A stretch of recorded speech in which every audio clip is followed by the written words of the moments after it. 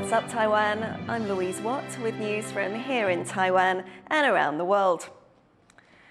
After much anticipation, President-elect Lai Ching-te has confirmed key cabinet appointments. Tiffany Wong was there for the announcement and is live for us now in Taipei with the details. Tiffany, what do we know about these new appointments? Lai just revealed his new national security team. That includes the new Minister of Foreign Affairs, Minister of Defense, and Minister of Mainland Affairs. Now, these are going to be the top officials guiding him on things like foreign policy, defense strategy, and how to navigate tough relations with China. Here's what Lai had to say at the announcement. 因为面对极权主义的兴起，中国的步步进逼，国安团队 责无旁贷，要以国家为己任，扛起守护国家的责任。未来我将率领这一支国安劲旅，以和平为灯塔，民主为指南针。 As President-elect Lai said, the national security team will be some of the most prominent people in the country as they lead Taiwan during arguably its most prominent moment in the world stage. Tiffany, can you tell us more about who these ministers are and their experience? Sure. Many of these new ministers have already held other cabinet positions before, largely a reshuffling of ministers from current President Tsai Ing-wen's cabinet. Now, Lai first revealed the new defense minister as Wellington Gu. He served a variety of positions before, including the head of the Financial Supervisory Commission, and he actually got his start as a human rights lawyer. Next, he announced Lin Jialong as the new foreign minister. Lin currently serves as the top official in Tsai Ing-wen's office. That's the Secretary General to the President. Now, the outgoing Foreign Minister, Joseph Wu, will go back to a position he previously held as a head of the National Security Council. That makes him the top security advisor in Taiwan. And lastly, they announced the new Minister of Mainland Affairs as Chiu Choi-zhen. Now, Chiu serves as one of the top officials in Taiwan's de facto embassy to China. That's the Straits Exchange Foundation. But he's also very familiar with the Mainland Affairs Council. He previously served as a deputy minister there. Now, this new national security team will certainly have their work cut out for them in the coming years, but Lai said that they're all eager to work together and shoulder the responsibility of protecting Taiwan. Thank you, Tiffany. That was Tiffany Wong, live for us in Taipei. China says it's going to do more to promote cross-strait exchanges with Taiwan. China's Taiwan Affairs Office made the announcement on Wednesday. 共同努力排除障碍，两岸交流合作就会迎来光明的前景。我们将采取积极措施，推动包括旅游在内的两岸各领域的交流合作。The announcement comes just 2 weeks after Chinese President Xi Jinping told former Taiwanese President Ma Ying-jeou he hopes to see more Chinese visit Taiwan. Taiwan's Transportation Ministry says China has not rolled out any policies to allow Chinese tourists to visit Taiwan again. Taiwan was set to lift a pandemic-era ban on Chinese tour groups in March, but it cancelled that plan after China added a commercial flight route that runs close to Taiwan. US Secretary of State Antony Blinken says Washington and Beijing have an obligation to the world to responsibly manage bilateral relations. Blinken made the comments during a meeting with the ruling Communist Party's top official in Shanghai. It comes as the world's two largest economies look to stabilize relations despite a growing economic and ideological rivalry. Blinken will head to Beijing on Friday. There, he's likely to meet with Chinese President Xi Jinping. The CEO of TikTok has vowed to challenge new US legislation he says is designed to ban the social media app. Rest assured, we aren't going anywhere. We are confident and we will keep fighting for your rights in the courts. The facts and the Constitution are on our side, and we expect to prevail again. Taking to the platform, Shou Chu assured the app's 170 million US users that the company will continue operating, encouraging them to showcase how the platform has improved their lives. He also says the company has invested billions of dollars to safeguard data and prevent outside manipulation. Chu's comments come one day after US President Joe Biden signed a law that would ban the Chinese-owned app unless it is sold within a year. Despite the looming TikTok ban in the US, clothing vendors in China are going to school to learn how to reach international markets through the social media app. Rosie Greninger reports. Lights, camera, action. These students in China are learning to use TikTok to sell clothing online. Though the app is blocked in China, this school in Guangzhou in the country's south has found a way around the Great Firewall and are giving sellers the tools to monetize TikTok and reach buyers abroad with their merchandise. 告诉他们目前哪些东西卖得比较好，哪些市场可以适合你现在这个阶段去做。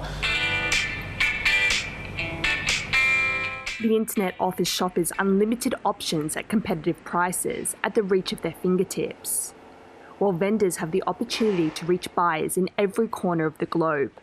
做 TK 呢，是因为多个赛道嘛，多个赛道去铺。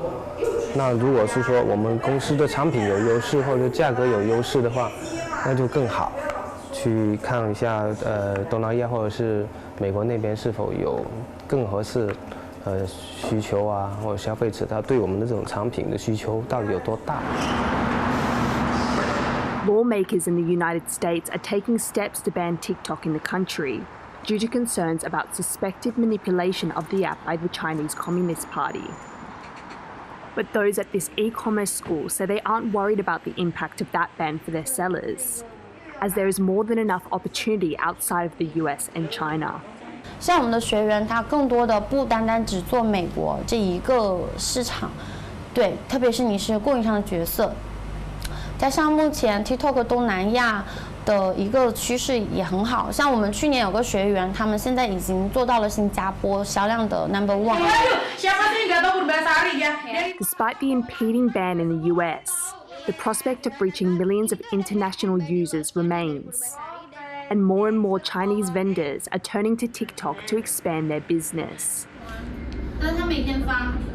Schools like this one are helping them become more comfortable in front of the camera, equipping them with skills to effectively sell their goods to a wider audience. Dolphine Chen and Rosie Greninger for TaiwanPlus. The eastern county of Hualien, already badly damaged by a massive earthquake on April the 3rd, is now on alert for landslides after being inundated with rain. Some rock slides have already forced people from their homes and slowed down road repairs. As John Van Trieste reports, it's yet another blow to a region that's heavily dependent on tourism. For the people of Hualien's mountain villages, a nightmare that's lasted weeks just won't end. This month's magnitude 7.2 earthquake, followed by days of powerful aftershocks, upset the rocks and boulders that perch delicately on these slopes in eastern Taiwan. Now, heavy rain has sent them tumbling down, threatening homes. 不睡觉了，不敢睡觉。就是怕造成土石流嘛，怕下雨而已。像现在从现在开始，怕说一直连续下雨，下大雨，那我们必须是不是要离开我们住的地方？ For some, the answer is yes. A few have been advised their homes are unsafe, and in the rugged Hualien township, at least 2 neighborhoods have been forced to evacuate. The mayor warns more evacuations may be on the way. 只要是大雨特报，好，我们就会强制所有的保全户，好，全乡的保全户都能够到收容站。 Fresh rock slides are complicating work to repair earthquake-affected roads in the mountains. And they're also causing heavy damage to some of the tourist infrastructure that drives the area's economy. Bed and breakfasts and hotels have been destroyed, and a popular trail overlooking the sea will need long and costly repairs. It joins a list of scenic attractions, including famed spots in Taroko National Park that may take months, if not years, to restore. 预计大概是400万左右的经费，但是因为有看到防落石设施的毁损，可能还要再加200万，整个防落石的把它重新的把它恢复。我们重建的话，预计会到3个月到6个月左右的工期才有办法完成。While the post-earthquake cleanup makes headway in other parts of Taiwan, here in the rural villages not far from the epicenter, it's only just getting started. Luffy Lee and John Van Trieste for TaiwanPlus. People who've had to leave their homes in Hualien after the earthquake are now facing higher rental prices. Renters can now expect to pay 20 to 30% more due to higher demand. Post-quake, the city is facing a housing shortage. Real estate agents say most new clients are looking for low-rise accommodation, which is harder to come by. Mangoes and peaches will be in short supply this summer as farmers across Taiwan report low harvests. Rees looks at how weather and seismic events could be keeping fruit off the table. Sweet, juicy and plump.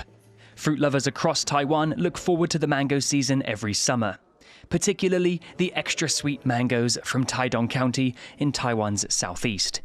But poor harvests this year could see much less fruit at the markets. 我总共种了1甲多，大概1甲1、1甲2，总共才包5000，不到5000个，能卖到1颗100块也没多少钱啊。 Unusual and fluctuating weather systems caused by climate change are likely to blame, as unseasonal typhoons and sudden hot and cold spells take their toll on fruit trees. 它有一个先决条件，就是要有成熟的枝条。那当它那个9月、10月枝条被打断之后，重新再长的新梢，所以它枝梢不够成熟，所以就会影响到它开花。And it's not just mangoes that will be in short supply. In the central county of Taichung, peach harvests are down by as much as 60%, as heavy weather systems prevent trees from flowering. The April 3rd earthquake and subsequent aftershocks that struck Taiwan could also be creating problems for trees, as strong tremors can upset the soil and interrupt growth. 摇动晃到根系，根系受伤，果树整个养分就停滞了。今年才遇到那么大地震才。 Some farmers received subsidies after a typhoon hampered harvests last year, but they won't be able to apply for additional help this time around, though local authorities say they're planning to investigate the extent of the problem. 本局定于5月7日及8日邀集农业部台中区农业改良场、农粮署及公所等相关单位至梨山地区勘灾，了解灾情原因。 同时将持续收集近期各项气候因素数值参考。 For now, fruit farmers across Taiwan can only hope that their remaining bounties aren't ruined by any other nasty surprises that Mother Nature may be hiding up her sleeve. Klein Wang and Rees for TaiwanPlus. In a first, Taiwan's forestry department has rescued an endangered Formosan flying fox. A volunteer in Hualien found the 2-week-old megabat without its mother and reported it to local wildlife workers. As this was the first one ever rescued, the workers consulted bat experts on its care. Formosan flying foxes are endangered in Taiwan, and studies show there are as few as 200 in the country. The rescued pup is now being looked after by conservationists. 我们把它放在那个母蝠可以够得到的地方，就发现周遭真的有几只成蝠在那边飞来飞去，但是啊有看，真的却都没有接近，所以2天之后我们怕说影响那个小蝠的重量，所以跟它的健康，所以我们决定就是把它照养下来。Thank you for watching What's Up Taiwan. Before we go, can you tell if this hippo is male or female? Neither could Japanese zookeepers. For 7 years, they thought it was a male. She's female. I'm Louise Watt. Take care. We'll see you next time.